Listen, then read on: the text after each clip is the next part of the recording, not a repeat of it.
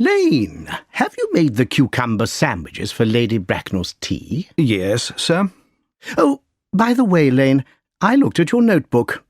I noticed that when Lord Shorman and Mr. Worthing dined with me on Thursday night, 8 bottles of champagne were drunk. Yes, sir. 8 bottles. Why is it that in a bachelor's home the servants always drink the champagne? I just ask because I'm interested, Lane. I think that it is because the champagne is better in a bachelor's home. I have noticed that the champagne in married people's homes is rarely very good. Good heavens! Is marriage so depressing? I believe marriage is very pleasant, sir. I haven't had much experience of it myself. I have only been married once, and that was because of a misunderstanding between myself and a young person. I'm not very interested in your family life, Lane. No, sir. It is not a very interesting subject. I never think of it myself. That is very understandable. Well, thank you, Lane. Lane's views on marriage seem very casual. Really, if the servants don't set us a good example, what on earth is the use of them? They seem to have no morals. Mr. Ernest Worthing is here, sir. How are you, my dear Ernest? What brings you to town? Oh, pleasure brings me, pleasure, of course. What else should bring one anywhere? You're eating, as usual, I see, Algy. I believe it is normal in good society to have some light refreshment at 5 o'clock. Where have you been since last Thursday? In the country. What on earth do you do in the country? When one is in town, one entertains oneself. When one is in the country, one entertains other people. It is very boring. And who are the people you entertain? Oh, neighbours. Have you got nice neighbours in your part of Shropshire? No, they're all horrid. I never speak to any of them. You must entertain them very much, then. By the way, Shropshire is where you come from, is it not? Shropshire? Yes, of course. My dear fellow, why are all these cups here? Why cucumber sandwiches? Why are you being so extravagant? Who is coming to tea? Oh, just Aunt Augusta and Gwendolen. How perfectly delightful. Yes, but I am afraid Aunt Augusta won't be happy that you're here. And why is that? My dear fellow, the way that you flirt with Gwendolen is perfectly disgraceful. It is almost as bad as the way Gwendolen flirts with you. I am in love with Gwendolen. I have come to town in order to propose marriage to her. I thought you had come to town for pleasure. I call a marriage proposal business. How very unromantic you are. I really don't think proposing is romantic. It is very romantic to be in love, but there is nothing romantic about a proposal. Someone might accept. They usually do, I believe. Then the exciting time is over. The most important thing about romance is the uncertainty. If I ever marry, I'll certainly try to forget that I am married. I believe you, dear Algy. The divorce court was especially invented for people with memories like yours. Oh, there is no point in thinking about that. Divorces are made in heaven. Please, don't touch the cucumber sandwiches. They were ordered specially for Aunt Augusta. Well, you have been eating them all the time. That is different. She is my aunt. Have some bread and butter. The bread and butter is for Gwendolen. Gwendolen loves bread and butter. And very good bread and butter it is, too. Well, my dear fellow, you don't need to eat it all. You are behaving as if you are married to her already. But you are not married to her, and I don't think you ever will be. Why on earth do you say that? Well, firstly, girls never marry the men they flirt with. They don't think it's the right thing to do. Oh, that is nonsense. It isn't. It's true. That's why one sees such a large number of bachelors all over the place. And secondly, I don't give my consent. Your consent? Gwendolen is my cousin, and before I allow you to marry her, you will have to clear up the matter of Sicily. Sicily? What on earth do you mean, Algy? I don't know anyone called Sicily. Lane, bring me the cigarette case which Mr. Worthing left last time he dined here. Yes, sir. Have you had my cigarette case all this time? I wish you had told me. I've been writing letters to the police about it. I nearly offered a large reward. Well, I wish you would offer a large reward. I am very poor at the moment. There is no point in offering a large reward now that you've found it. I think that is mean of you, Ernest, I must say. However, it doesn't matter. Now I look at the inscription inside, I see that this isn't yours. Of course it's mine. You have seen me with it 100 times, and you shouldn't be reading what is written inside it. It is very impolite to read a private cigarette case. Oh, it is ridiculous to have rules about what one should read and what one shouldn't. Most of modern culture depends on reading what one shouldn't read. I know that, and I am not going to discuss modern culture. I simply want my cigarette case back. Yes, but this isn't your cigarette case. This cigarette case is a present from someone called Cicely. And you said you don't know anyone called Cicely. Well, if you want to know, Cicely is my aunt.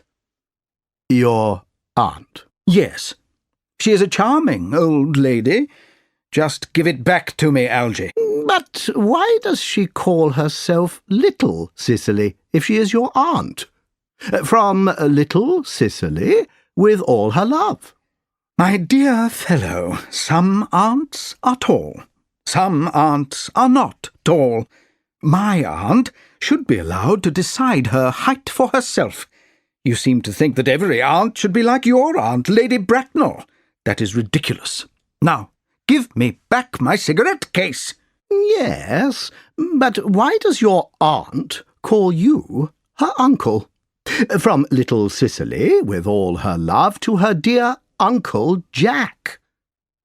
I don't object to an aunt being a small aunt, but why does an aunt, whatever her size, call her own nephew uncle? I don't understand. And your name isn't Jack. It is Ernest. It isn't Ernest. It's Jack. You have always told me that your name is Ernest. I have introduced you to everyone as Ernest. You answer to the name Ernest. You look as if your name is Ernest. You are the most earnest-looking person I have ever seen in my life. It is perfectly ridiculous to tell me your name isn't Ernest. It is on your visiting cards. Here is one of them.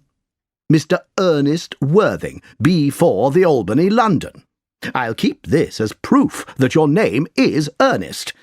Don't ever try to deny it to me or to Gwendolen or to anyone else. Well, my name is Ernest in town and Jack in the country, and the cigarette case was given to me in the country. That does not explain why your small Aunt Cicely calls you her dear uncle. My dear fellow, you had better tell me everything. Go on. I have always suspected that you were a secret Bunburyist, and now I am quite sure. Bunburyist? What on earth do you mean by a Bunburyist? I'll tell you the meaning of Bunburyist when you tell me why you are Ernest in town and Jack in the country. Well, give me my cigarette case first. Here it is. Now give me your explanation, and please make it unbelievable. My dear fellow, there is nothing unbelievable about my explanation. In fact, it's perfectly ordinary. I was brought up by an old gentleman called Thomas Cardew. He adopted me when I was a little boy, and he made me the guardian of his granddaughter, Miss Cicely Cardew, in his will. Cicely is my ward, and calls me uncle because she respects me, although you wouldn't understand that. You don't understand respect. Cicely lives in my house in the country, and is looked after by her excellent governess, Miss Prism. Where is your house in the country, by the way? That is nothing to do with you, my dear fellow. I am not going to invite you there. But I will tell you honestly that the house is not in Shropshire. I guessed that, my dear fellow. I have Bunburied all over Shropshire twice. Now, go on. Why are you Ernest in town and Jack in the country? My dear Algy, I don't know whether you will understand. You are not a very serious person. I will try to explain it to you. I am a responsible guardian, and I have to behave well all the time in the country. It is my duty, but it is not very good for my health or my happiness. So, when I want to leave the country and come to town, I pretend to have a younger brother called Earnest. I tell everyone that he lives in the Albany, and that he gets into the most terrible trouble. That, my dear Algy, is the truth. You are a Bunburyist. I was right to say you were a Bunburyist. You are one of the most advanced Bunburyists I know. What on earth do you mean? You have invented a younger brother called Earnest so that you can come to town as often as you like. I have invented an invalid called Bunbury so that I can go to the country as often as I like. When I pretend to visit him, I call it Bunburying, and I call someone who visits imaginary people a Bunburyist. Bunbury is very valuable. For example, if it wasn't for Bunbury's very bad health, I wouldn't be able to dine with you tonight. I should be dining with Aunt Augusta. I haven't asked you to dine with me tonight. I know. You are very careless about sending out invitations. It is very foolish of you. Nothing annoys people more than not receiving invitations. You ought to dine with your Aunt Augusta. I don't have any intention of dining with Aunt Augusta. Firstly, I dine there on Monday, and once a week is enough time to spend with one's relations. Secondly, Aunt Augusta will either give me 2 women to talk to at dinner, or none. And thirdly, I know that tonight she will make me sit next to Mary Farquhar, who always flirts with her own husband across the dinner table. It is not very pleasant. In fact, respectable women should not behave like that. And more women are doing it. The number of women in London who flirt with their own husbands is terrible. It looks so bad. Well, now I know that you are a Bunburyist, I want to talk to you about Bunburying. I want to tell you the rules. I am not a Bunburyist. If Gwendolen agrees to marry me, I am going to kill my brother. In fact, I think I will kill him anyway. Cicely is a little too interested in him, so I am going to get rid of Ernest, and I think you should kill your invalid friend with the ridiculous name. Nothing will make me kill Bunbury, and if you ever get married, you will be glad to know Bunbury. A man who marries without knowing Bunbury will have a very boring marriage. That is nonsense. If I marry a charming girl like Gwendolen, I certainly won't want to know Bunbury. Then your wife will want to know him.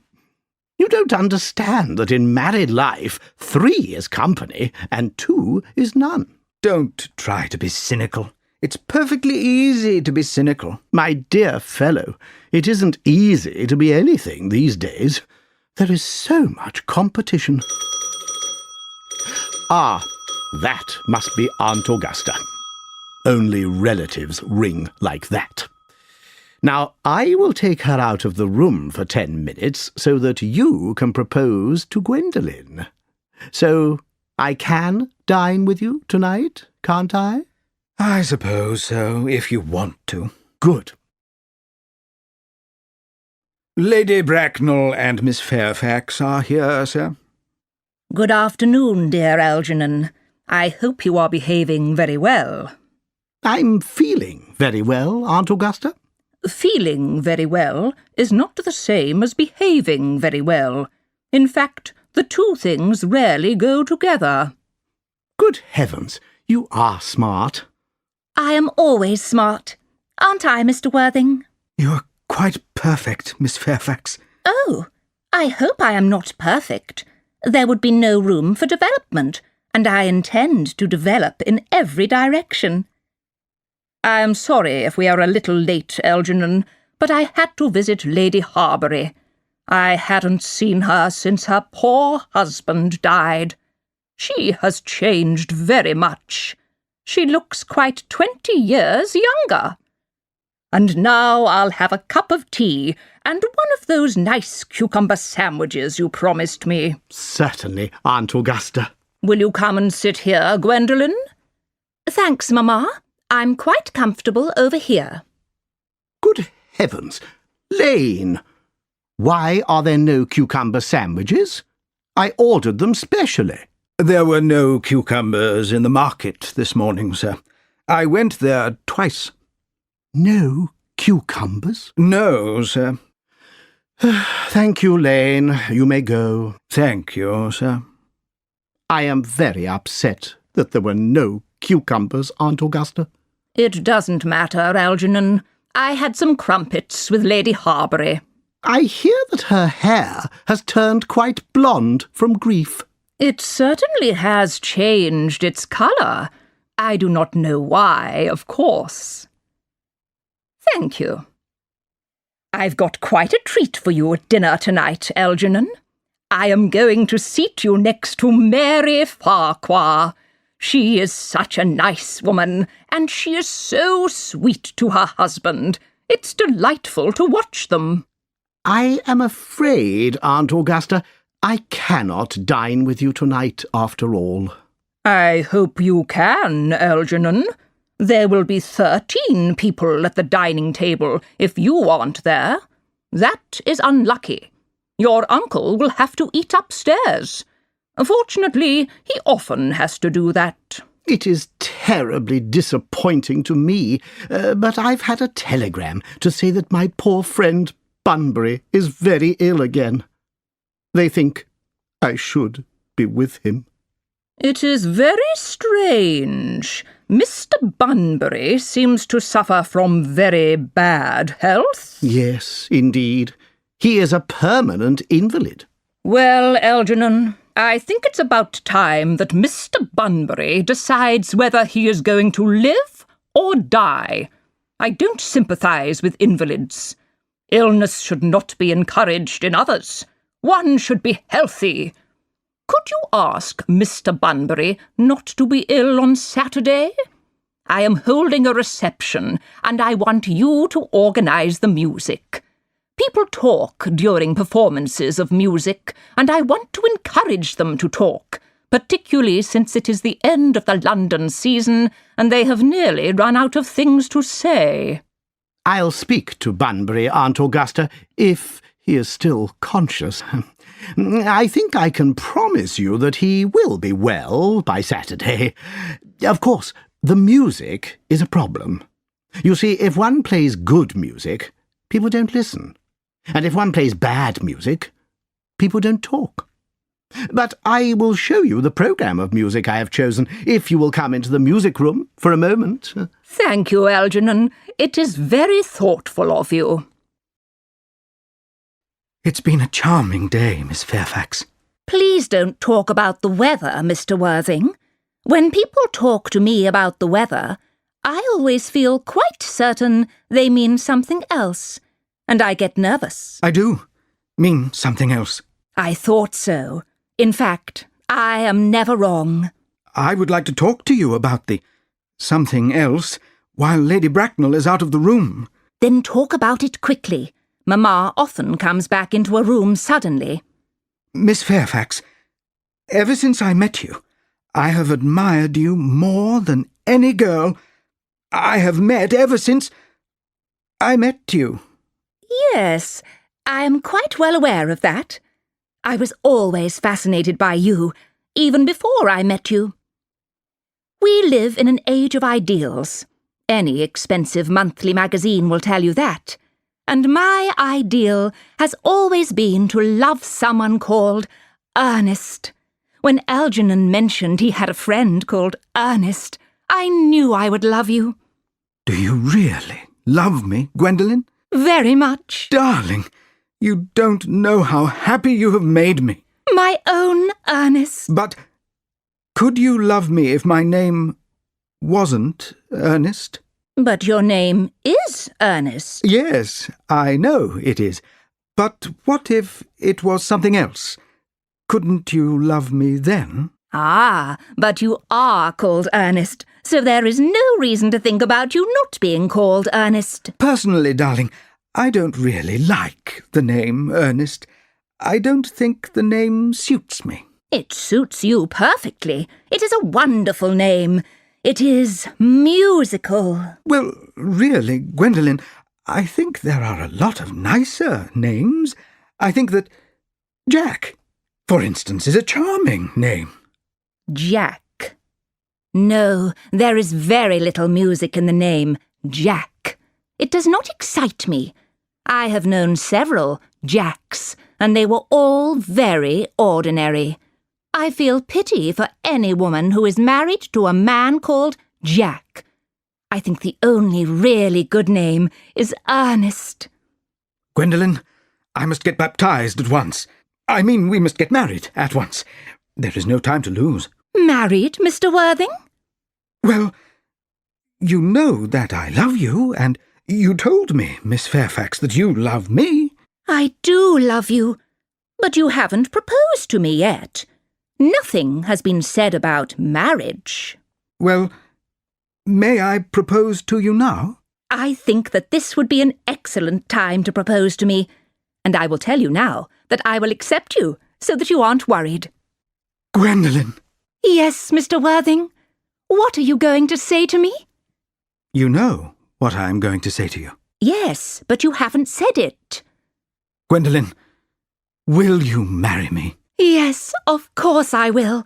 You have taken a long time to ask. I am afraid you have had very little experience of proposing. My dear, I have never loved anyone in the world but you. Yes, but men often practice proposing. My brother, Gerald, often proposes to people. All my friends tell me. Oh, what wonderful blue eyes you have, Ernest. They are quite blue. I hope you will always look at me like that, especially when there are other people in the room. Mr. Worthing, get up from that position. It is not respectable to behave like that. Mamma! Please go away. Mr. Worthing has not finished yet. Finished what, may I ask? I am engaged to be married to Mr. Worthing, Mamma. Pardon me, you are not engaged to anyone, Gwendolen. When you are engaged to someone, I, or your father, will inform you of the fact. An engagement should come as a surprise to a young girl. A pleasant surprise or an unpleasant surprise.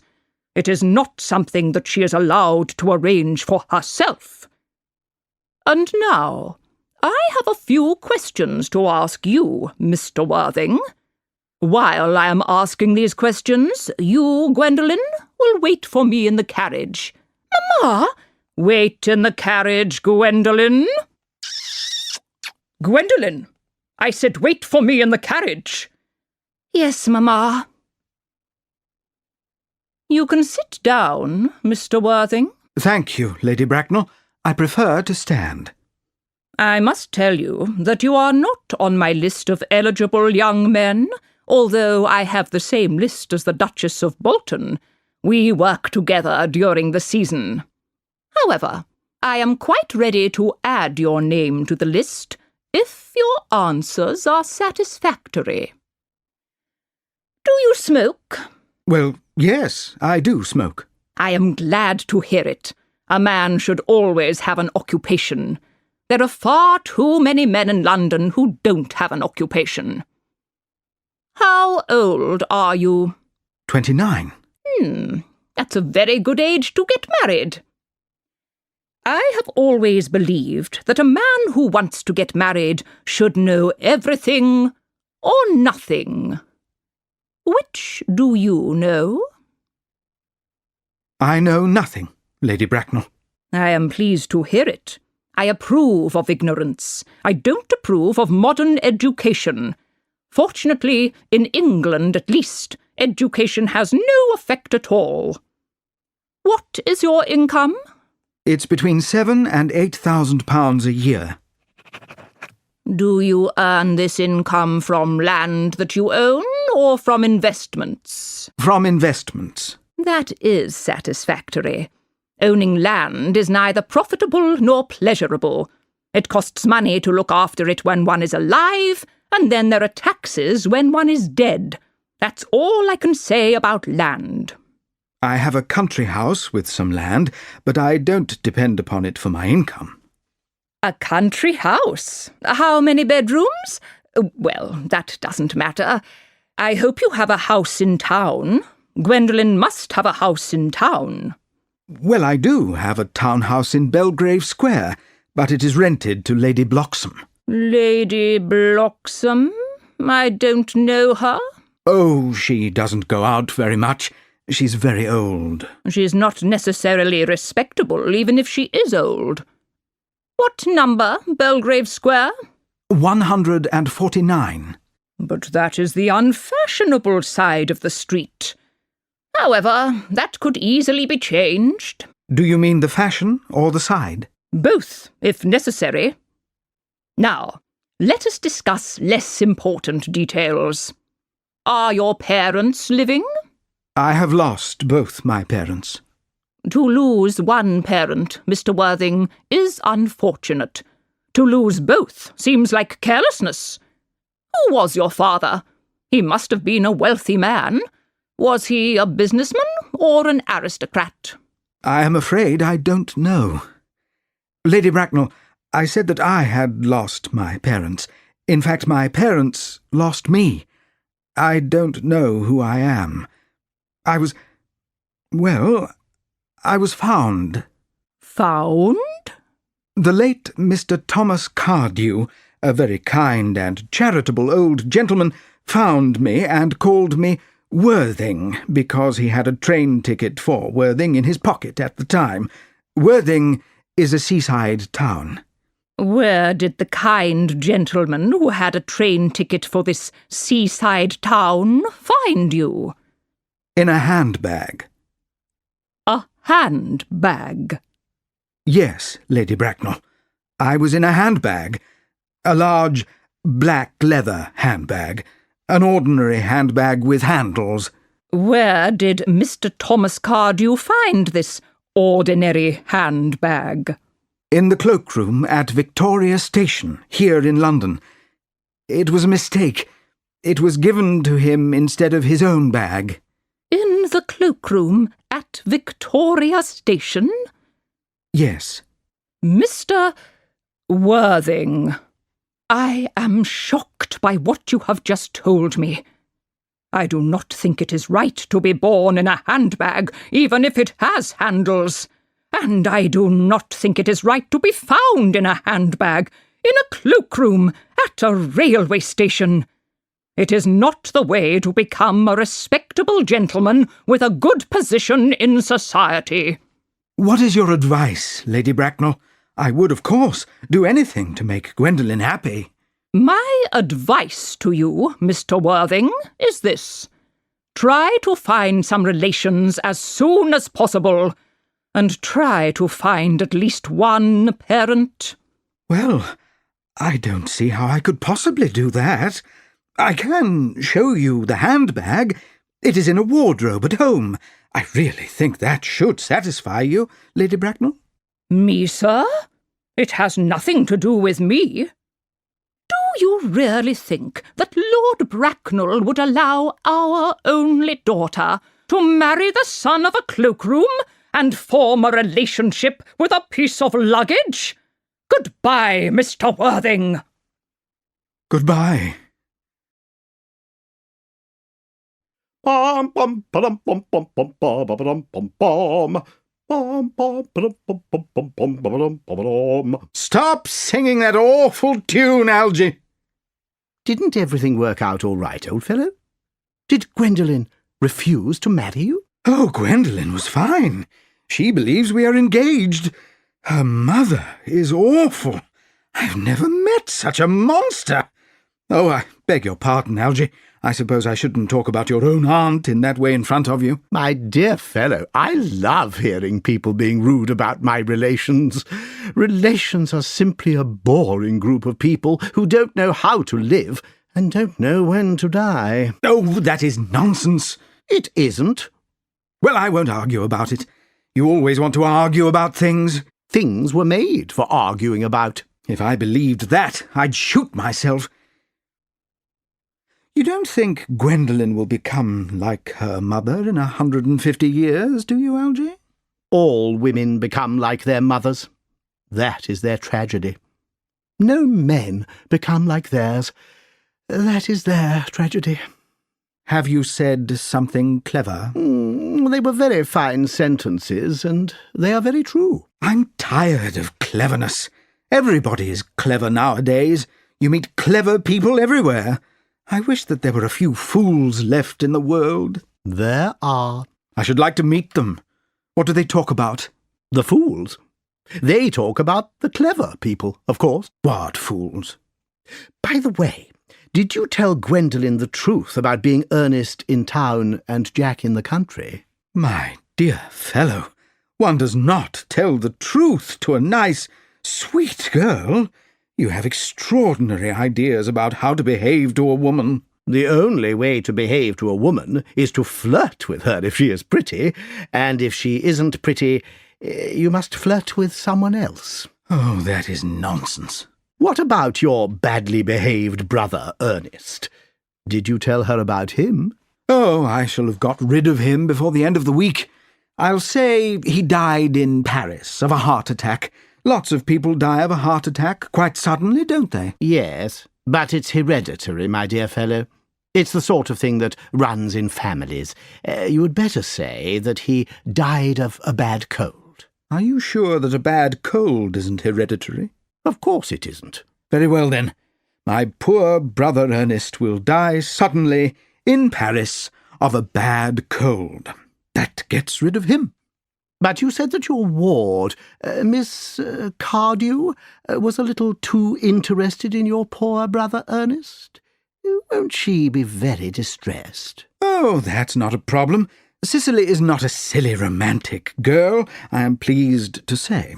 She eats big meals, goes for long walks, and doesn't pay attention to her lessons. I would like to meet Cicely. I will make sure that you never meet her. She is extremely pretty, and she is just 18. Have you told Gwendolen that you have an extremely pretty ward who is just 18? Oh, one mustn't tell people everything all at once. Cicely and Gwendolen will be great friends, I'm sure. They will be calling each other sister half an hour after they meet. Women only call each other sister after they have called each other lots of other things first. Now, my dear fellow, if we want to get a good table at the restaurant, we must go and change our clothes now. It's nearly 7. I'm hungry. I never knew a time when you weren't hungry. What shall we do after dinner? Go to a theatre? Oh, no. One has to listen at the theatre. I hate listening. Well, let us go to the club. Oh, no. One has to talk at the club. I hate talking. Well, we could go to the Empire Music Hall at 10. The music hall? Oh, no. I hate looking at things. Well, what shall we do? Nothing. Doing nothing is very hard work. However, I don't mind very hard work if there is nothing definite to do. Miss Fairfax has returned, sir. Gwendolen, hello. Algy, please go away. I have something which I want to say to Mr. Worthing in private. Really, Gwendolen, I don't think I can allow you to do that. Algy, you are not quite old enough to say things like that. My own darling. Ernest, we may never be married. I saw the frown on Mamma's face. Few parents these days pay attention to what their children say to them. I was 3 years old the last time I had any influence over my mother. Ernest, she may stop us from getting married. I may get married to someone else. I may get married again and again. But nothing will ever change my love for you. Dear Gwendolen. Mamma told me the romantic story of your birth. She is displeased about it, but I love it. Your name, Ernest, fascinates me. You are so simple and good-natured, and that makes you wonderfully complicated.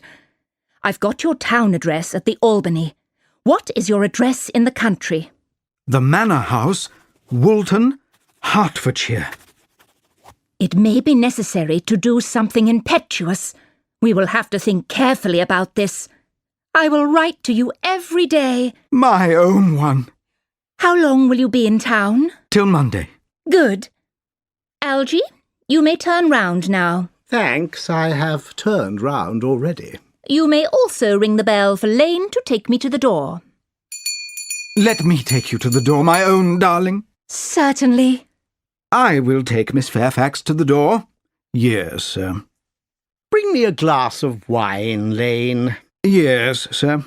Tomorrow, Lane, I'm going Bunburying. Yes, sir. I shall probably not be back till Monday.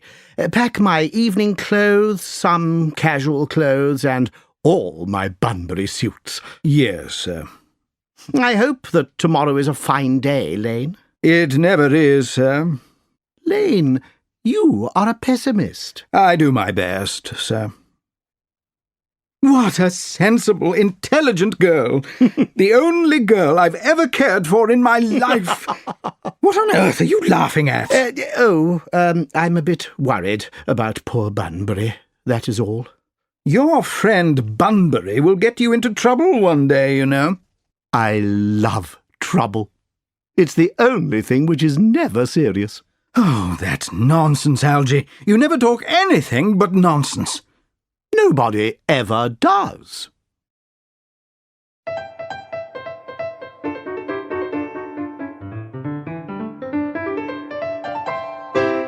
Act 2.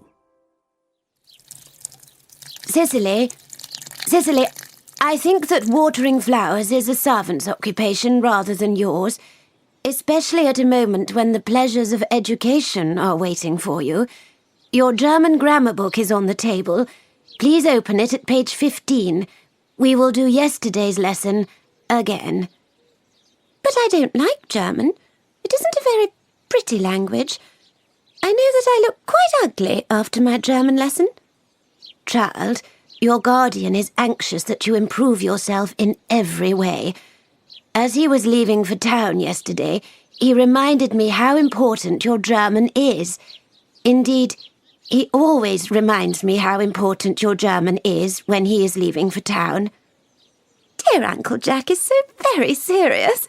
Sometimes he's so serious that I think he must be ill. Your guardian's health is excellent, and his seriousness, indeed his earnestness, is very admirable in such a young man. I do not know anyone else who has such a good sense of duty and responsibility.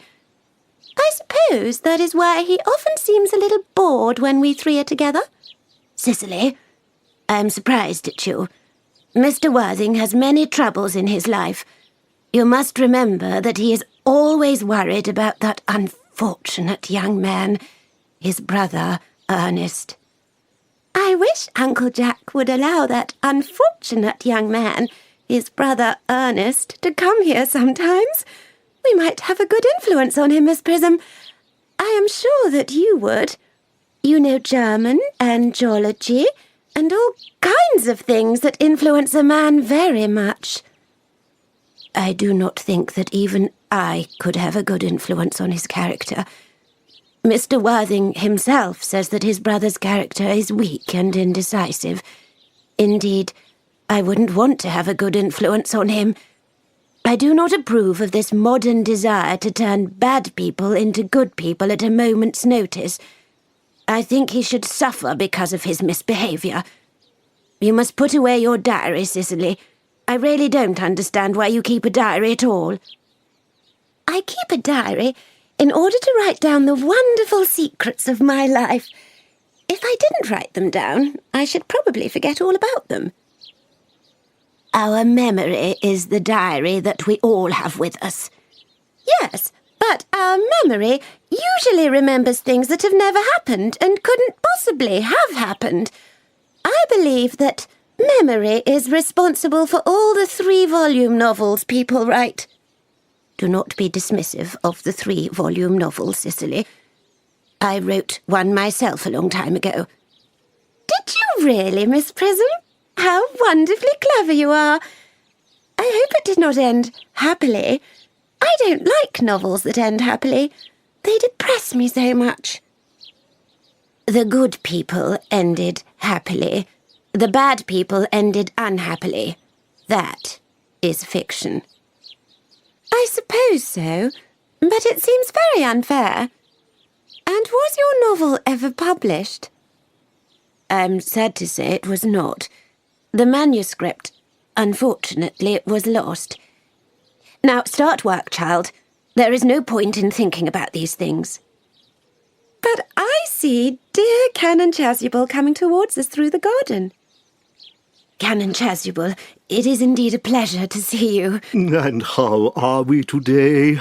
Miss Prism, you are, I hope, well? Miss Prism has just been complaining of a slight headache. I think it would do her good to have a short walk with you in the park, Canon Chasuble. Cicely, I have not mentioned anything about a headache. No, dear Miss Prism, I know that, but I felt that you had a headache. Indeed, I was thinking about that, and not about my German lesson when Canon Chasuble arrived. I hope, Cicely, that you pay attention to your lessons. Oh, I'm afraid I do not. That is strange. If I were Miss Prism's pupil, I would always pay attention. Has Mr. Worthing returned from town yet? We expect him on Monday afternoon. Ah, yes. He usually likes to spend his Sundays in London. He is an earnest young man who does not always look for pleasure, as I believe his younger brother does. I will see you both at church later, shall I? I think, dear Canon, I will have a walk with you. I find I have a headache after all, and a walk might do it good. It would be a pleasure, Miss Prism, a pleasure. Let us go to the end of the garden and back. That would be delightful.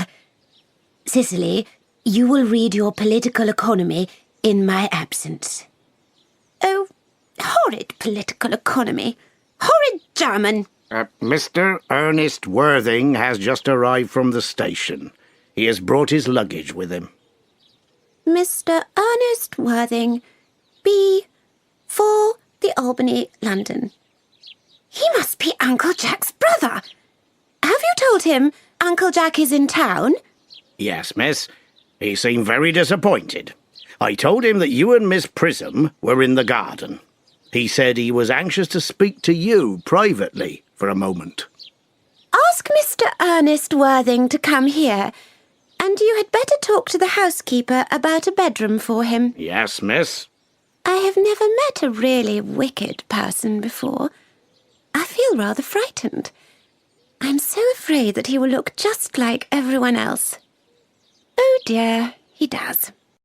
You are my little cousin Cicely, I'm sure. You're making a strange mistake. I am not little. In fact, I believe I'm quite tall for my age. Oh.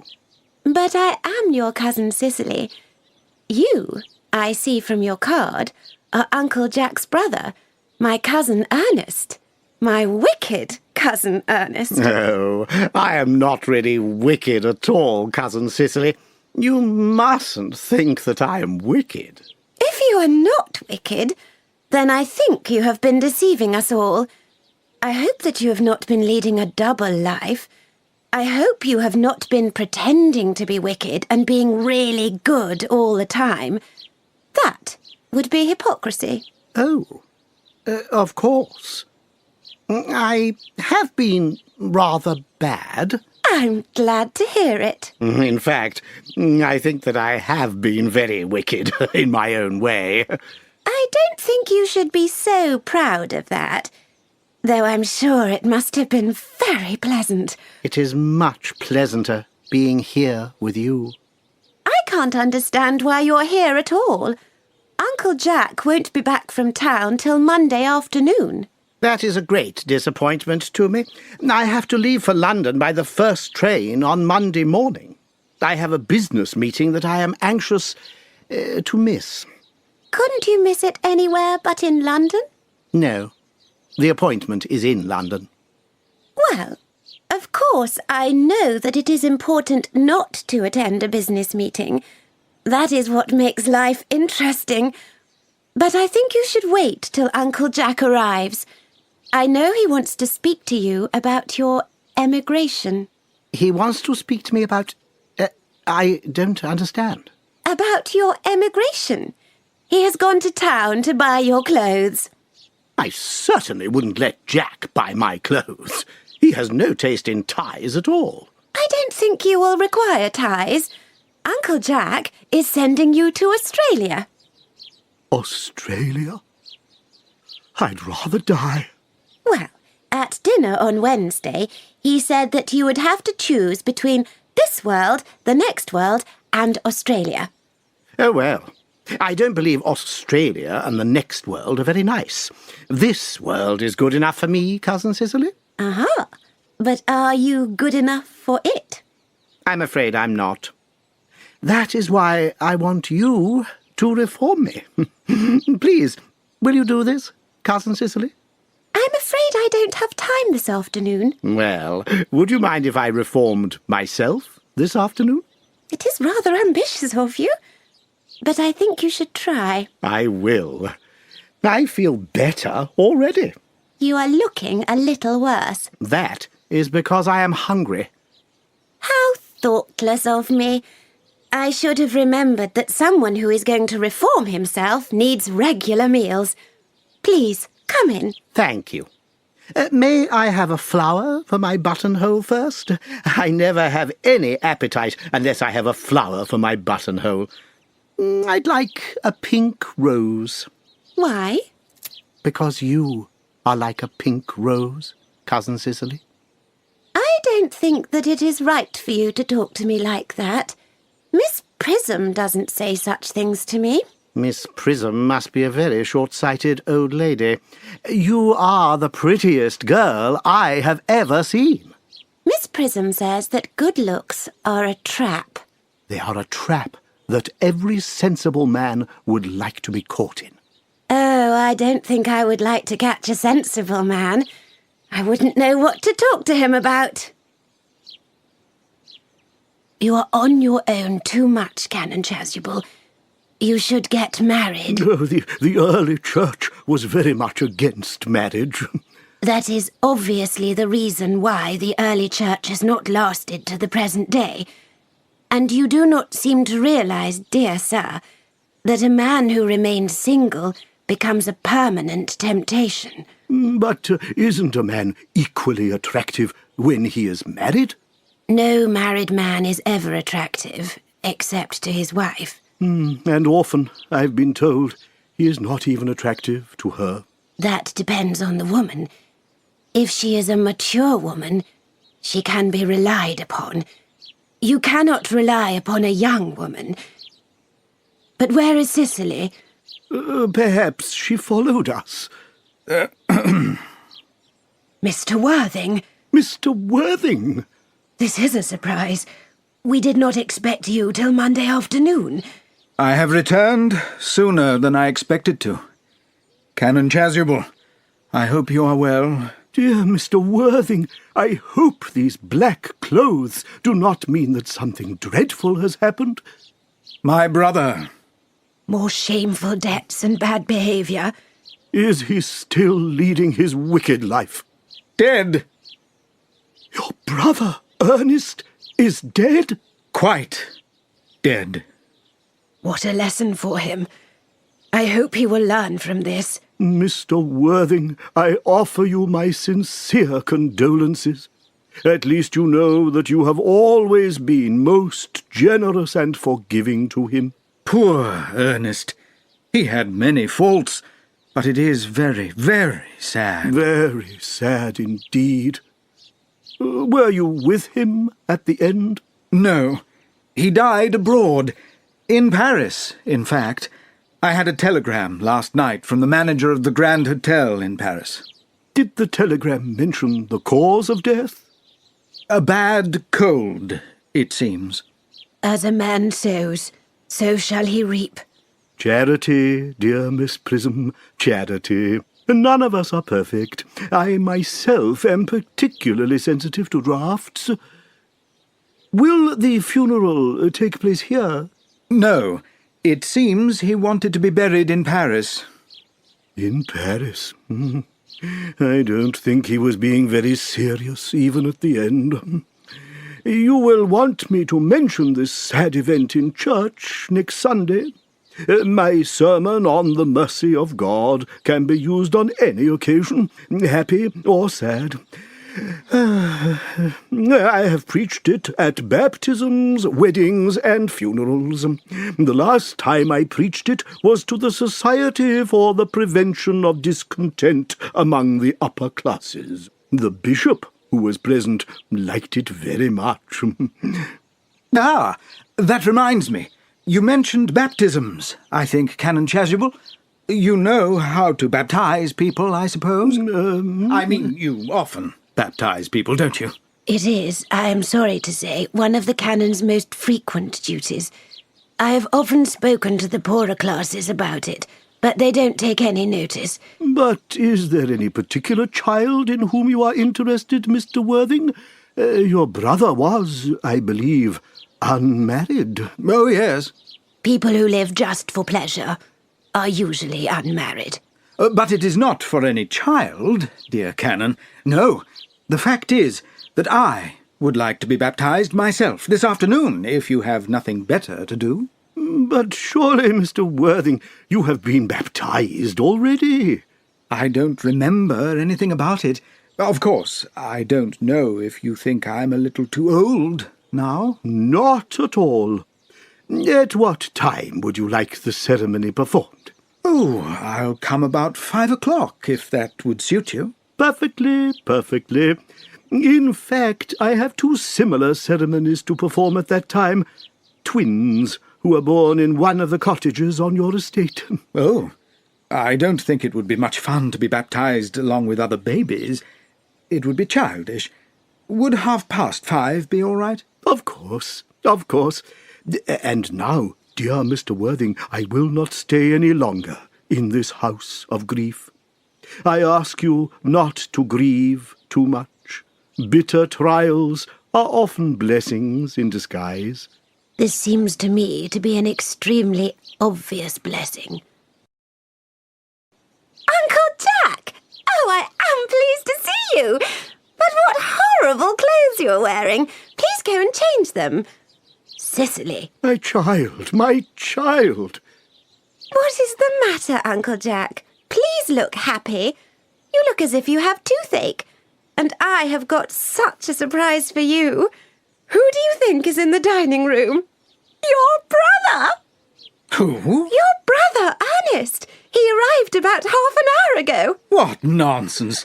I haven't got a brother. Oh, don't say that. He is still your brother, even though he has behaved badly in the past. You mustn't be so heartless. I'll tell him to come out. And you will shake hands with him, won't you, Uncle Jack? This is very happy news. Since we were just getting used to his departure, his sudden return seems very distressing. My brother is in the dining room? I don't know what it means. I think it is perfectly ridiculous. Good heavens! Brother Jack, I have come from town to tell you that I am very sorry for all the trouble I have given you, and that I will behave myself better in future. Uncle Jack, are you going to refuse to shake your brother's hand? Nothing will make me shake his hand. I think it is disgraceful that he has come here. He knows perfectly well why. Uncle Jack, do be nice. There is some good in everyone. Ernest has just been telling me about his poor invalid friend, Mr. Bunbury, whom he goes to visit very often. There must be much good in Ernest if he leaves London to sit by the bed of an invalid. Oh, he has been talking about Bunbury, has he? Yes. He has told me all about poor Mr. Bunbury and his very bad health. Bunbury. Well, I don't want him to talk to you about Bunbury or about anything else. It makes me furious. Of course, I agree that I used to behave very badly, but I must say that I think Brother Jack's coldness towards me is very unkind.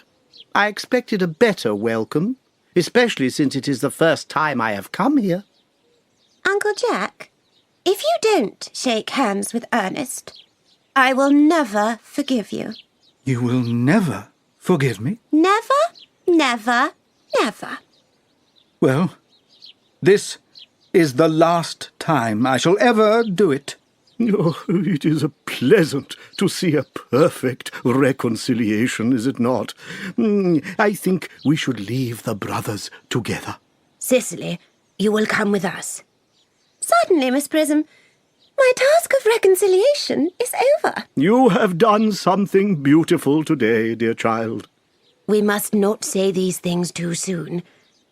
I feel very happy.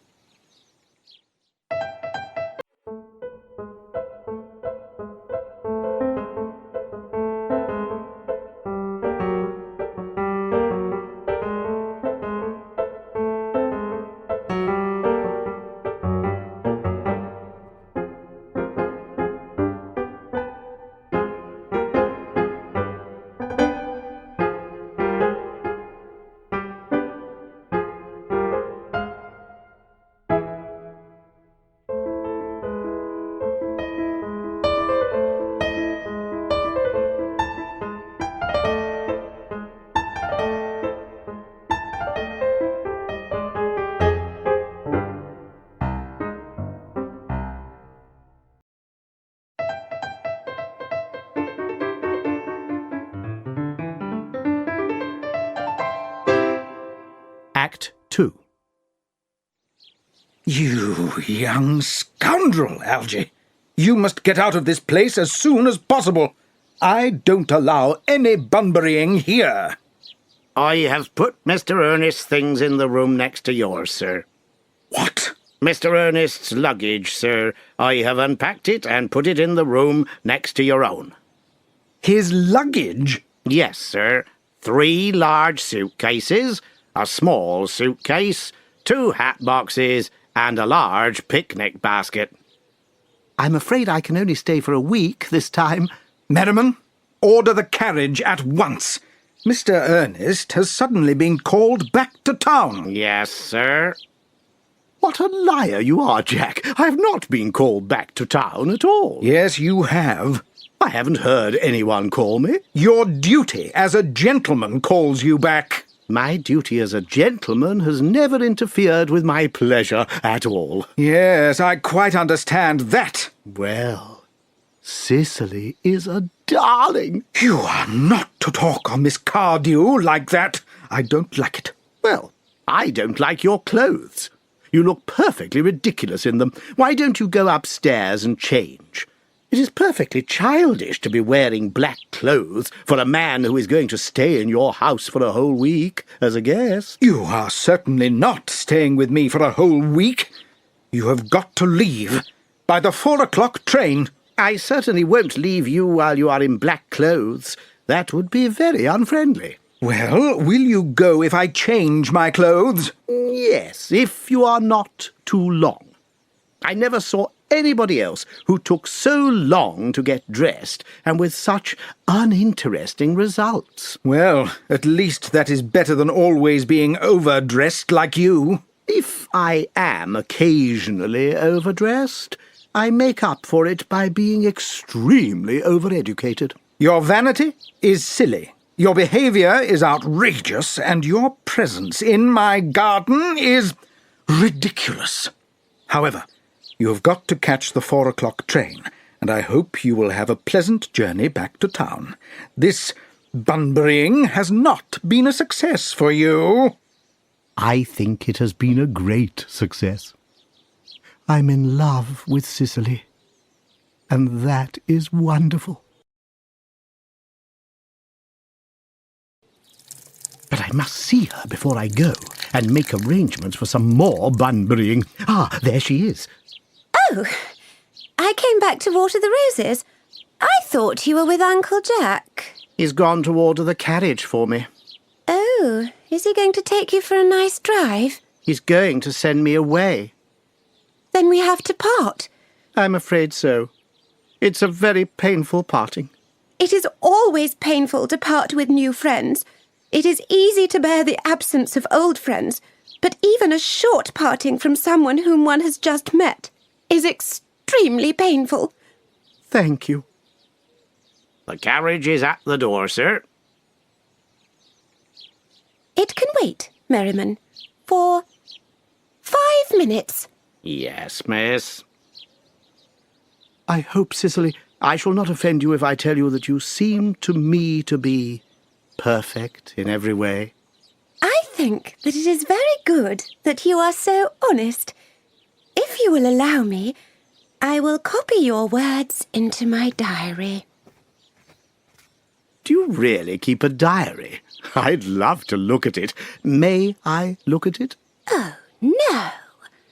You see, it is just a young girl's record of her thoughts and impressions. And of course, it is going to be published. When it appears in the form of a book, I hope you will buy a copy. But please don't stop, Ernest. I enjoy writing things down from dictation. I have got to perfect in every way. You can go on. I am quite ready to write down more. Oh, don't cough, Ernest. When one is dictating, one should speak clearly and not cough. Besides, I can't spell a cough. Cicely, ever since I first looked at your wonderful beauty, I have loved you wildly, passionately, devotedly, hopelessly. I don't think you should tell me you love me wildly, passionately, devotedly, hopelessly. Hopelessly doesn't make much sense, does it? Cicely. The carriage is waiting at the door, sir. Oh, tell it to come to the door next week at the same time. Yes, sir. Uncle Jack would be very annoyed if he knew you were staying till next week at the same time. Oh, I don't care about Jack. I don't care about anybody in the whole world except you. I love you, Cicely. You will marry me, won't you? You silly boy, of course. We have been engaged for the last 3 months. For the last 3 months? Yes, it will have been 3 months on Thursday. But how did we become engaged? Well, ever since Uncle Jack told us he had a very wicked younger brother, you, of course, have been the main topic of conversation between myself and Miss Prism. And a man who is talked about all the time is very attractive. And I fell in love with you, which is probably a bit silly of me. Darling. And when did we become engaged? On the 14th of February. I was unhappy that you didn't know I existed, so I made up my mind to decide the matter one way or the other. After thinking about it for a long time, I decided to accept your proposal of marriage. I decided that we were engaged, and so the next day I bought this little ring for you to give me, and I promised you that I would always wear it. Did I give you this? It's very pretty, isn't it? Yes, you've got wonderfully good taste, Ernest. It's the excuse I've given you for leading such a bad life.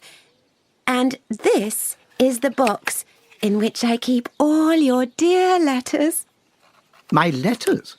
But, my own sweet Cicely, I have never written you any letters. You needn't remind me, Ernest. I remember very well that I had to write your letters for you. I always wrote 3 times a week, and sometimes more often. Oh, do let me read them, Cicely. Oh, I couldn't possibly let you do that. They would make you far too conceited. The 3 that you wrote me after I had broken off the engagement are so beautiful and so badly spelt that even now they make me cry a little when I read them. But was our engagement ever broken off? Of course it was. On the 22nd of March. You can see the diary entry if you like. Today, I broke off my engagement with Ernest. I feel it is better to do so. The weather continues to be very pleasant. But why on earth did you break it off? What had I done? I had done nothing at all. Cicely, I am very hurt indeed to hear that you broke it off, particularly when the weather was so pleasant. It wouldn't have been a very serious engagement if it hadn't been broken off at least once. But I forgave you before the end of the week. Oh, what a perfect angel you are, Cicely. You dear romantic boy. Do you promise that you'll never break off our engagement again, Cicely? I don't think I could break it off now that I have actually met you. Besides, of course, there is your name. Yes, of course. You must not laugh at me, darling, but it had always been a dream of mine to love someone called Earnest. There is something about that name which inspires confidence. I pity any poor married woman whose husband is not called Earnest. But, my dear child, couldn't you love me if I had another name? But what name? Oh, any name you like. Algernon, for instance. But I don't like the name Algernon. Well, my own dear, sweet, loving little darling, I can't see why you don't like the name Algernon. It is not a bad name. In fact, it is rather an aristocratic name. Half the fellows who get into the bankruptcy court are called Algernon. But seriously, Cicely, if my name was Algy, couldn't you love me? I might respect you, Ernest. I might admire your character. But I would not really want to spend very much time with you. Cicely, the clergyman here is, I suppose, a very experienced man? Oh, yes. Canon Chasuble is a very learned man. He has never written a single book, so you can imagine how much he knows. I must see him at once about an important baptism. I mean, on important business. Oh? I shan't be away for more than half an hour. We have been engaged since the 14th of February, and I only met you today for the first time, so I think it is rather hard that you should leave me for as long as half an hour. Couldn't you make it 20 minutes? I'll be back in no time. What an impetuous boy he is. I must write about his proposal in my diary. A Miss Fairfax has just called to see Mr. Worthing. She says it is on very important business. Isn't Mr. Worthing in his library? Mr. Worthing went to Canon Chasuble's house some time ago. Please ask the lady to come out into the garden and join me. Mr. Worthing is sure to be back soon. And you can bring tea. Yes, miss. Miss Fairfax? I suppose she is one of the many good women who help Uncle Jack with his charitable work in London. I don't really like women who are interested in charitable work. I think it is so presumptuous of them. Miss Fairfax. Let me introduce myself to you. My name is Cicely Cardew. Cicely Cardew? What a very sweet name. I think we are going to be great friends. I like you already more than I can say. My first impressions of people are never wrong. How nice of you to like me so much when we have known each other for such a short time. Please, sit down. I may call you Cicely, may I not? Of course, with pleasure. And you will always call me Gwendolen, won't you? If you wish. Then that is all quite settled. Is it not? I hope so. Perhaps this is a good opportunity to tell you who I am. My father is Lord Bracknell. You have never heard of Papa, I suppose? I don't think so. Outside the family circle, Papa, I am glad to say, is completely unknown. I think that is quite right. The home seems to me to be the proper place for a man. Certainly, once a man begins to neglect his duties at home, it makes him very attractive. Cicely, Mamma, whose views on education are very strict, has brought me up to be extremely short-sighted. It is part of her system. So do you mind me looking at you through my glasses? Oh, not at all, Gwendolen. I like being looked at.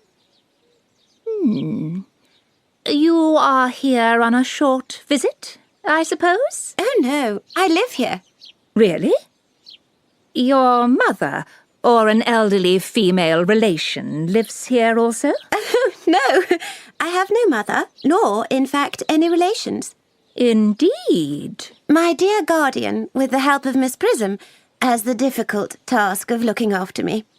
Your guardian? Yes, I am Mr. Worthing's ward. Oh, it is strange that he never mentioned to me that he had a ward. How secretive of him. He is becoming more interesting every hour. However, I am not sure that I am delighted by this news. I have liked you ever since I met you, Cicely. But now that I know you are Mr. Worthing's ward, I must say that I wish you were, well, a bit older than you seem to be, and not quite so pretty. In fact, if I may speak candidly— Please do. I think that when one has anything unpleasant to say, one should always be quite candid. Well, to be quite candid, Cicely, I wish that you were at least 42 years old and extremely plain. Ernest has an honourable, truthful nature. He would never be deceitful. But the most honourable men can be influenced by the beauty of others. Modern history, and indeed ancient history, give us many painful examples of what I refer to. Indeed, history would be quite unreadable if it were not so. I beg your pardon, Gwendolen. Did you say Ernest? Yes. Oh, but it is not Mr. Ernest Worthing who is my guardian. It is his brother, his elder brother. Ernest never mentioned to me that he had a brother. I am sorry to say that they have not got on well with each other for a long time. Ah, I see. And now I think about it, I have never heard any man mention his brother. Most men don't seem to like the subject. Cicely, you have lifted a weight from my mind. I was becoming almost anxious. It would have been awful if any cloud had come across such a special friendship, would it not? Are you quite sure that it is not Mr. Ernest Worthing who is your guardian? Quite sure. In fact, I am going to be his guardian. I beg your pardon? Dearest Gwendolen, there is no reason why I should keep it a secret from you. It will be in the local newspaper next week. Mr. Ernest Worthing and I are engaged to be married. My darling Cicely, I think that there must be some small mistake. Mr. Ernest Worthing is engaged to me. The announcement will appear in the newspapers on Saturday at the latest. I am afraid that you are mistaken. Ernest proposed to me exactly 10 minutes ago.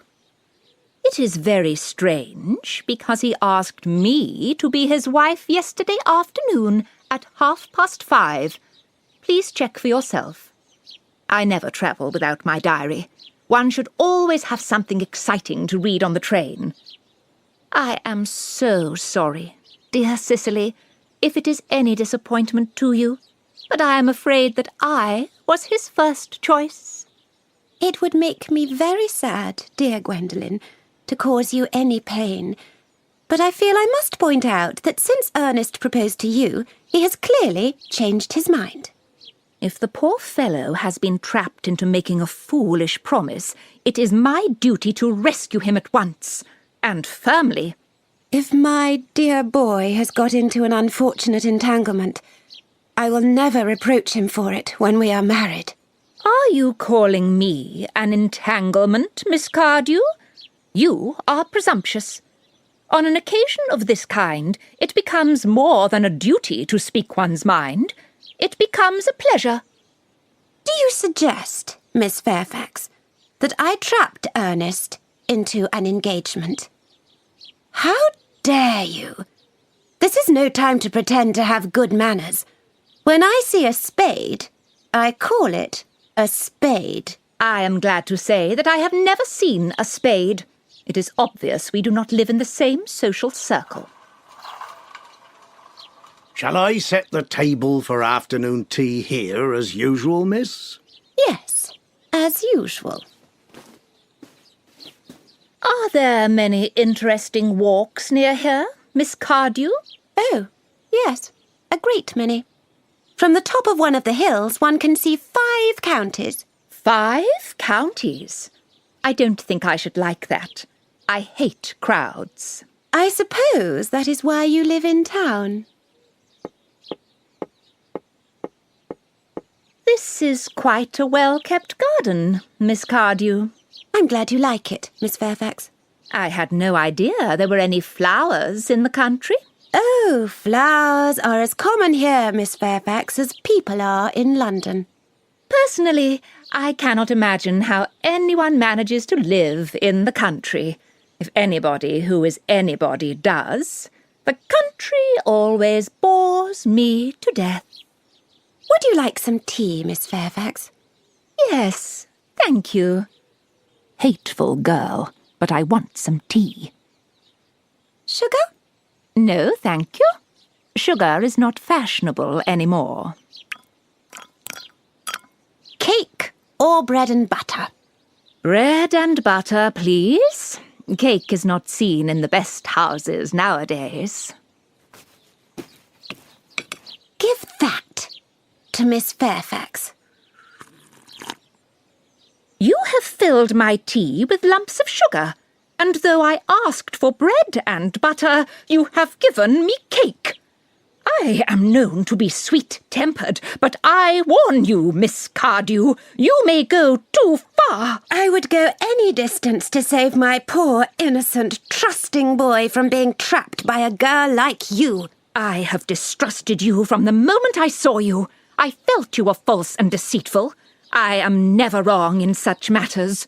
My first impressions of people are always right. It seems to me that I am keeping you from other appointments. No doubt you have many other similar calls to make in the area. Ernest! My own Ernest! Gwendolen, darling. Wait a moment. May I ask if you are engaged to be married to this young lady? To dear little Cicely? Of course not. What could have put such an idea into your pretty little head? Thank you. You may kiss me. I knew there must be some kind of misunderstanding, Miss Fairfax. The gentleman whose arm is at present around your waist is my guardian, Mr. Jack Worthing. I beg your pardon? This is Uncle Jack. Jack? Oh! Here is Ernest. My own laugh. Wait a moment. Ernest, may I ask you, are you engaged to be married to this young lady? To what young lady? Good heavens. Gwendolen. Of course not. What could have put such an idea into your pretty little head? Thank you. You may kiss me. I felt there was some slight error, Miss Cardew. The gentleman whose arm is at present around your waist is my cousin, Mr. Algernon Moncrief. Algernon Moncrief? Oh, are you called Algernon? I cannot deny it. Oh! Is your name really Jack? I could deny it if I liked. I could deny anything if I liked. But my name certainly is Jack. It has been Jack for years. We have both been terribly deceived. My poor wounded Cicely. My poor wronged Gwendolen. Please, will you call me sister? Oh. There is just one question I would like to ask my guardian. A very good idea.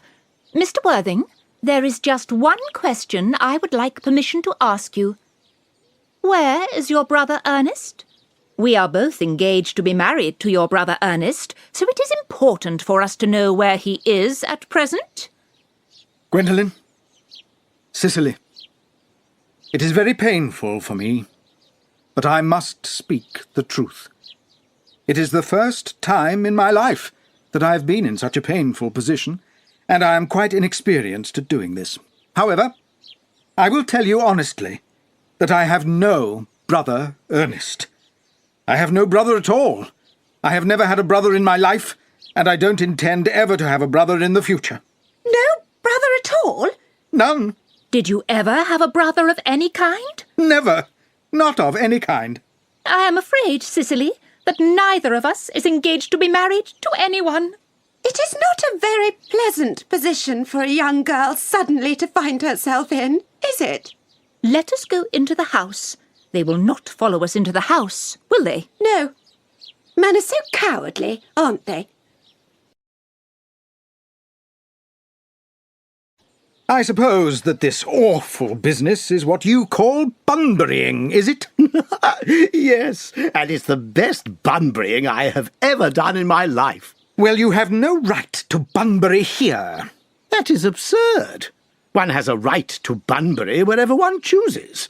Every serious bunburyist knows that. What are you saying? Serious bunburyist? Good heavens! Well, one must be serious about something if one wants to enjoy one's life. I am serious about bunburying. I have no idea what you are serious about. I suppose you are serious about everything. Well, the only satisfaction I get from this awful business is that you won't be able to bunbury any more. Your friend Bunbury is quite finished. You won't be able to run away from town to the country quite so often now, Algy. And that's a very good thing. Your brother isn't very well, is he, Jack? Dead, in fact. You won't be able to run away to town from the country quite so often now. And that's a very good thing, too. And you have behaved very badly towards Miss Cardew. I must say that deceiving a sweet, simple girl like Cicely is very wicked of you, to say nothing of the fact that she is my ward.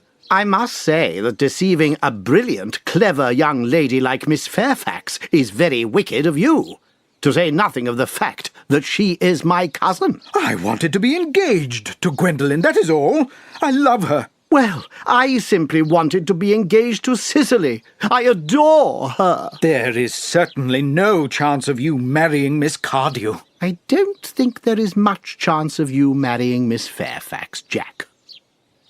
I can't understand how you can sit there calmly eating muffins when we are in this awful trouble. You seem to me to be perfectly heartless. Well, I can't eat muffins in an agitated manner. The butter would probably get on my cuffs. One should always eat muffins calmly. It is the only way to eat them. I think that it is perfectly heartless to be eating muffins at all in the circumstances. When I am in trouble, eating is the only thing which makes me feel better.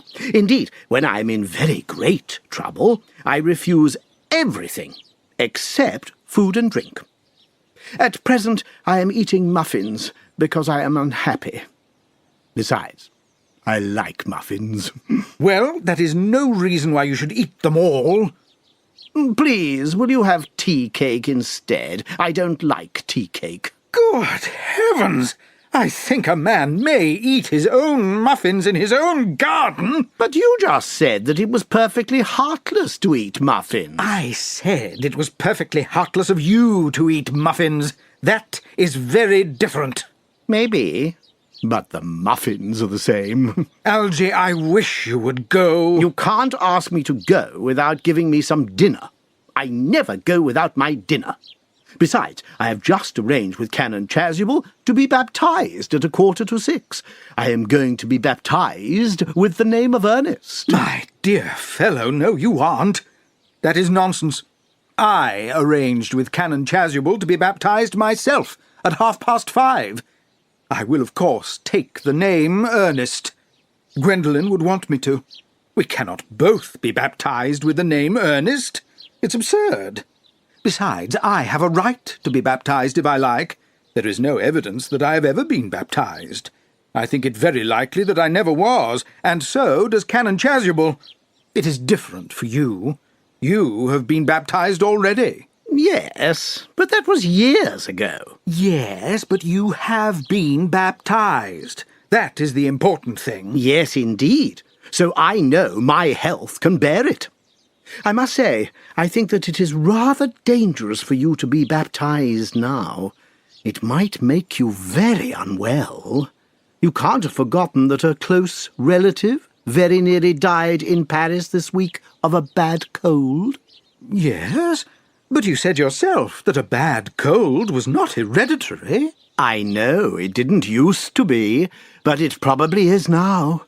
Science is always making wonderful improvements. Oh, that is nonsense. You always talk nonsense. Jack, muffins again. I wish you wouldn't. There are only 2 left. I told you I was particularly fond of muffins. But I hate tea cake. Then why on earth do you serve tea cake to your guests? I don't like your ideas of hospitality. Algernon, I have already told you to go. I don't want you here. Why don't you go? Because I haven't finished my tea yet.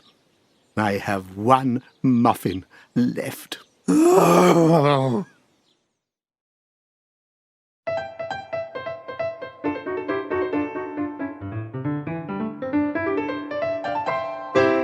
Act 3.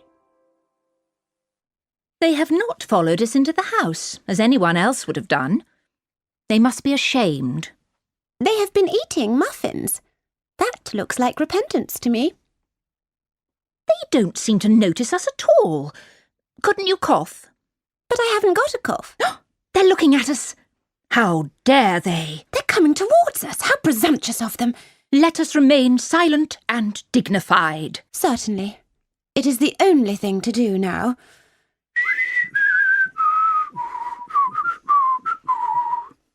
This dignified silence is rather unpleasant. Yes, I agree. It is. But we will not be the first to speak. Certainly not. Mr. Worthing, I have something to ask you. Your reply is extremely important. Gwendolen, I value your common sense. Mr. Moncrief, I would be grateful if you would answer the following question. Why did you pretend to be my guardian's brother? In order that I might have the opportunity of meeting you. That seems a satisfactory explanation, does it not? Yes, dear, if you can believe him. I don't believe him. But it is a wonderful answer. That is true. If you were talking about something very serious, the style of what you say is much more important than the sincerity. Mr. Worthing, why did you pretend to have a brother? Was it in order that you could come to town as often as possible to see me? Can you doubt that, Miss Fairfax? I have very strong doubts, but I intend to ignore them. Their explanations appear to be quite satisfactory, especially Mr. Worthing's. His answer seems to me to be particularly truthful. I am very happy with what Mr. Moncrief said. The sound of his voice alone makes me feel certain that I should believe him. Then do you think we should forgive them? Yes. I mean, no. I agree. I had forgotten something. We have ideals which we must not ignore. Which of us should tell them? The task is not a pleasant one. Could we not both speak to them at the same time? That is an excellent idea. I nearly always speak at the same time as other people. Are you ready? Certainly. Your first names are a problem that cannot be solved. That is all. Our first names? Is that all? But we are going to be baptized later this afternoon. Are you really prepared to do this terrible thing for my sake? I am. Are you really prepared to face this awful ordeal to please me? I am. How absurd to talk about the equality of the sexes. Men are infinitely better than us at self-sacrifice. We are. They have moments of courage of which we women know nothing. Darling. Darling. Lady Bracknell is here. Good heavens! Gwendolen, what does this mean? It means that I am engaged to be married to Mr. Worthing, Mamma. Come here. Sit down. Sit down immediately.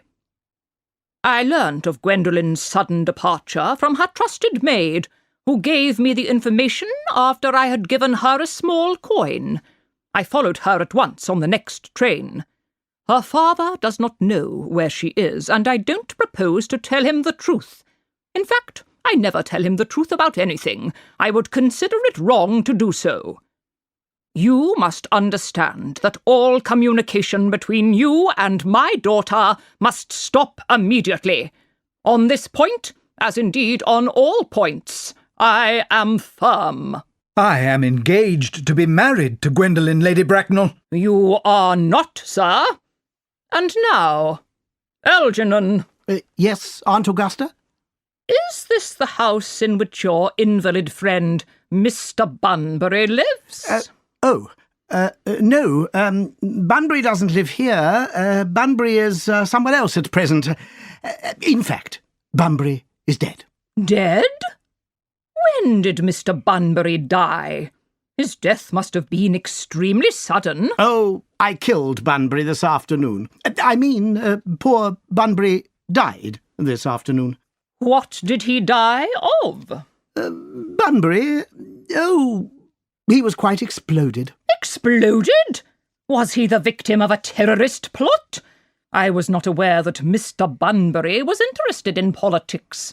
If so, he deserved his punishment. My dear Aunt Augusta, I mean that he was found out. What I mean is the doctors found out that Bunbury could not live, so he died. He seems to have had great confidence in his doctor's opinions. I am glad, however, that he made up his mind to do something definite and acted on proper medical advice. And now, Mr. Worthing, may I ask, who is that young person whose hand my nephew Algernon is holding? He is holding it, I may add, in a most unnecessary way. The lady is Miss Cicely Cardew, my ward. I am engaged to be married to Cicely, Aunt Augusta. I beg your pardon? Mr. Moncrieff and I are engaged to be married, Lady Bracknell. Oh, I do not know whether there is anything very exciting about the air in Hertfordshire, but the number of engagements being made seems to be considerably above the expected average. I think that it would be a good idea for me to make some preliminary inquiries. Mr. Worthing, is Miss Cardew connected with any of the larger railway stations in London? I am merely asking for information. I did not know until yesterday that there were families or persons who were related to railway stations. Miss Cardew is the granddaughter of the late Mr. Thomas Cardew of 149 Belgrave Square, London, of Gervase Park, Dorking, Surrey, and also of the Sporran, Fifeshire, Scotland. That sounds not unsatisfactory. 3 addresses always inspire confidence. But I have no proof that they are real. Miss Cardew's family lawyers are Markby, and Markby. Markby, and Markby. They are lawyers in the very highest position of their profession. Indeed, I know that one of the Mr. Markbys is occasionally to be seen at dinner parties. I am almost satisfied. How extremely kind of you, Lady Bracknell. I have also got, you will be pleased to hear, certificates of Miss Cardew's birth, baptism, and confirmation of vaccinations for whooping cough and the measles, both German and English. Ah, a busy life, I see, though perhaps it has been too exciting for a young girl. I do not believe a young girl should have too many experiences. Gwendolen, we must leave. We have not a moment to lose. Since I am making inquiries, Mr. Worthing, I had better ask you if Miss Cardew has any personal fortune. Oh, she has an investment of £130,000 in government stocks, so her annual income is very large. That is all. Goodbye, Lady Bracknell. So pleased to have seen you. Just a moment, Mr. Worthing. £130,000? and in government stocks. Miss Cardew seems to me to be a very attractive young lady, now that I look at her. Few girls today have any good qualities which last and improve with time. We live in a time, sadly, when beauty is the only important thing. Come here, dear. You are a pretty child. Your dress is not very fashionable, and your hair has not been styled very well, but we can soon alter that. An experienced French maid will produce a very good result in a short time. I remember recommending one to Lady Lancing, and after a few months her own husband did not know her. After a few months, nobody knew her. Turn round, sweet child. No, I want to see you from the side. Yes, very good. There is much about your situation which is promising. You could fit well into good society. Hold your chin a little higher, dear. Chins are worn very high at present. Algernon? Yes, Aunt Augusta. There is much about her situation which is promising. She could fit well into good society. Cicely is the sweetest, dearest, prettiest girl in the whole world, and I don't care about her fitting into good society. Do not be dismissive of good society, Algernon. Only people who can't get into good society speak like that. Dear child, of course Algernon has no money. He has nothing but his debts to bring to a marriage. But I do not approve of marrying for money. When I married Lord Bracknell, I had no fortune at all, but I didn't allow that to stand in my way. Well, I suppose I must give my consent to this marriage. Thank you, Aunt Augusta. Cicely, you may kiss me. Thank you, Lady Bracknell. You may also call me Aunt Augusta in future. Thank you, Aunt Augusta. The marriage ought to take place quite soon. Thank you, Aunt Augusta. Thank you, Aunt Augusta. I do not approve of long engagements. They give people a chance to find out about each other's character before marriage, which I think is never advisable. I beg your pardon, Lady Bracknell, but their engagement is not acceptable. I am Miss Cardew's guardian, and she cannot marry without my consent until she comes of age. I will not give my consent. Why, may I ask? Algernon is an extremely eligible young man. He has nothing, but he looks as if he has everything. What more can one want? I am very sorry to have to say this to you, Lady Bracknell, but the fact is that I do not approve of his character. I suspect that he is devious. Oh. Devious? My nephew Algernon? Impossible! He was educated at Oxford University. There can be no doubt about it. This afternoon, while I was away in London, he was allowed into this house because he said he was my brother. While pretending to be my brother, he drank, I am informed by my servant, a complete bottle of very good quality champagne which I was keeping especially for myself. He also succeeded in turning my ward against me. He then stayed to tea and ate every muffin we had. He behaved completely heartlessly. And what is worse, he knew that I don't have a brother, that I have never had a brother, and that I don't intend to ever have a brother of any kind. He knew because I told him so myself yesterday afternoon. Mr. Worthing, after thinking about this carefully, I have decided to forget about the way my nephew behaved towards you. That is very good of you, Lady Bracknell. I have decided, however, not to change my mind. I will not give my consent. Come here, sweet child. How old are you, my dear?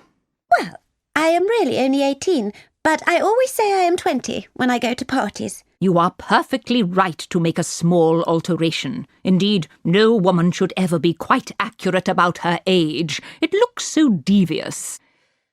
Well, it will not be very long before you come of age, so I don't think your guardian's consent is very important. Excuse me for interrupting you again, Lady Bracknell.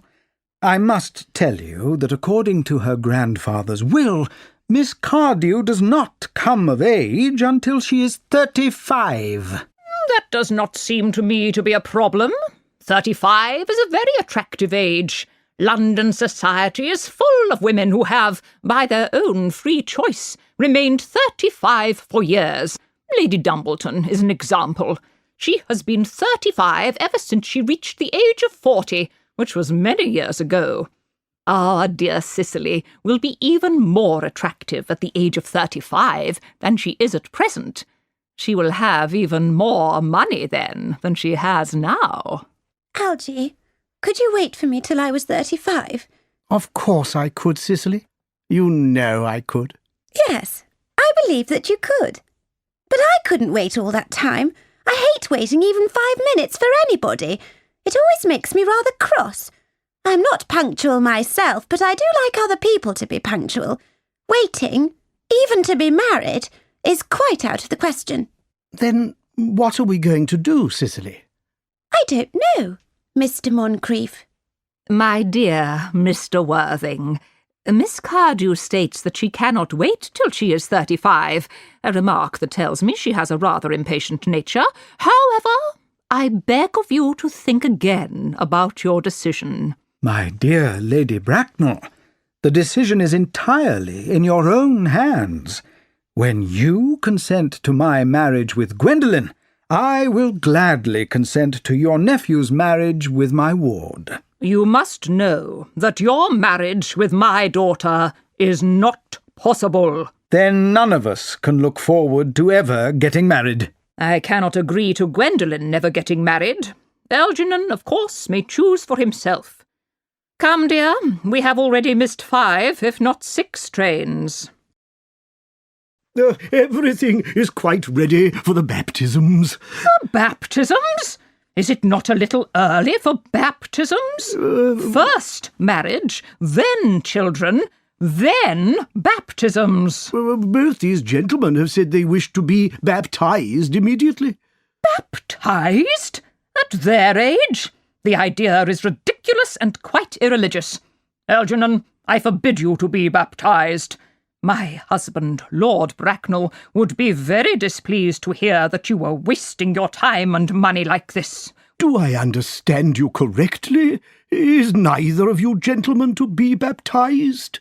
I don't think that baptism would be much use to either of us at the moment, Canon Chasuble.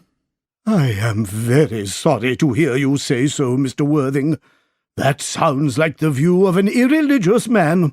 I have written 4 unpublished sermons on this subject. However, since you have decided to ignore religion, for now, I will return to the church, where Miss Prism has been waiting for me for an hour and a half. Miss Prism? Did I hear you say Miss Prism? Yes, Lady Bracknell. I am going to the church to join her now. Oh, please, wait a moment, Canon Chasuble. This is something which may be important to Lord Bracknell and myself. Is this Miss Prism a rather ugly female who is remotely connected with education? She is a very respectable lady. It must be the same person. May I ask what position she has in your household? I am celibate, madam. Lady Bracknell, Miss Prism has been Miss Cardew's valued governess and companion for the last 3 years. I must see her at once. Let her be sent for. She's approaching. She's nearly here. I was told you were coming to the church, dear Canon. I have been waiting there for an hour and 3/4. Prism! Come here, Prism! Prism! Where is that baby? Prism, 28 years ago, you left Lord Bracknell's house, number 104, Upper Grosvenor Square, London, in charge of a pram containing a baby boy. You never returned. A few weeks later, after a police investigation, the pram was discovered at midnight in a remote part of the city. It contained the manuscript of a very bad 3-volume novel. But the baby was not there. Prism, where is that baby? Lady Bracknell, I am ashamed to say I don't know. I wish I did. These are the facts. On the morning of that day, a day I will remember forever, I prepared, as usual, to take the baby out in the pram. I had with me a large, old handbag in which I had intended to put the manuscript of a 3-volume novel that I had written. In a moment of forgetfulness, for which I can never forgive myself, I put the manuscript in the pram and the baby in the handbag. But where did you put the handbag? Do not ask me, Mr. Worthing. Miss Prism, this is very important to me. I must know where you put the handbag which contained the baby. I left it in the cloakroom of one of the larger railway stations in London. Which railway station? Victoria. I must go to my bedroom for a moment. Gwendolen, wait for me here. If you are not too long, I will wait for you all my life. What do you think this means, Lady Bracknell? I dare not guess, Canon Chasuble. You must know that strange coincidences are not supposed to happen in families with a high position in society like ours. They are not appropriate. Uncle Jack sounds very agitated. The noise is extremely unpleasant. It has stopped now. I wish he would stop. The suspense is terrible. I hope it will last. Is this the handbag, Miss Prism? Examine it carefully before you speak. The happiness of more than one person depends on your answer. It seems to be mine. Yes. Here is the damage which happened in an accident on a bus. Here is the stain caused by a drink which exploded at Leamington. And here, near the lock, are my initials. I had forgotten that I had had them put there. The bag is definitely mine. I'm delighted to have it returned to me so unexpectedly. It has been inconvenient not to have it all these years. Miss Prism, you have had more returned to you than the handbag. I was the baby you placed in it. You? Yes, Mother! Mr. Worthing, I am unmarried. Unmarried? That is a serious problem. But who has the right to speak badly of someone who has suffered? Why should society treat men and women differently? Mother, I forgive you. Mr. Worthing, you are wrong. There is the lady who can tell you who you really are. Lady Bracknell, would you kindly inform me who I am?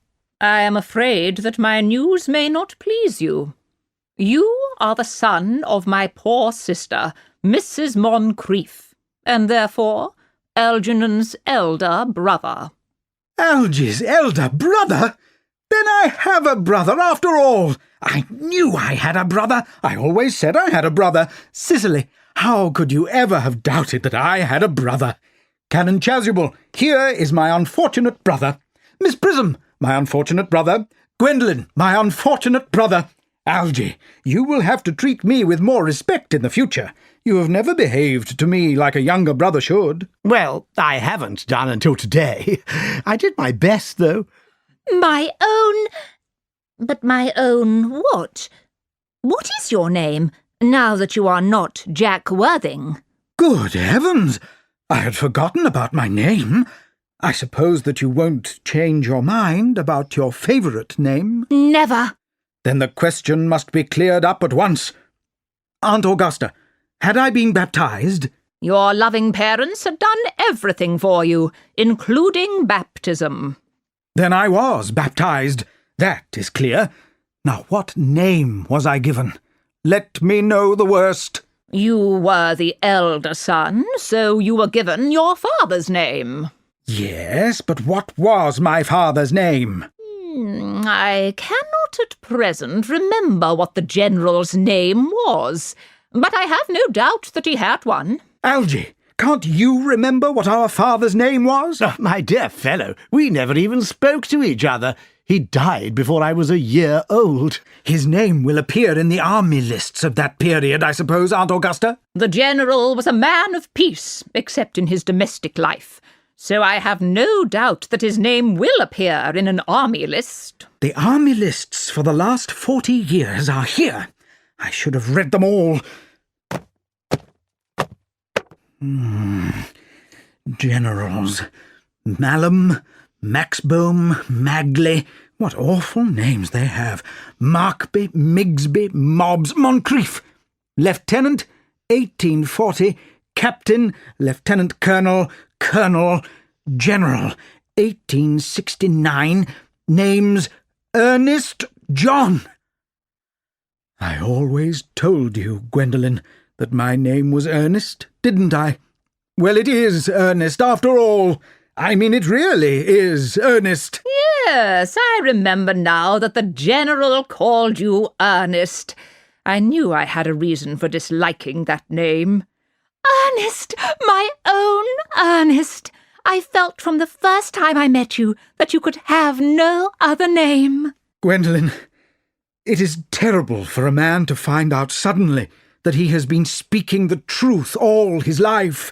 Can you forgive me? I can, because I feel that you are going to change. My own darling. Letitia. Frederick, at last. Cicely, at last. Gwendolen, at last.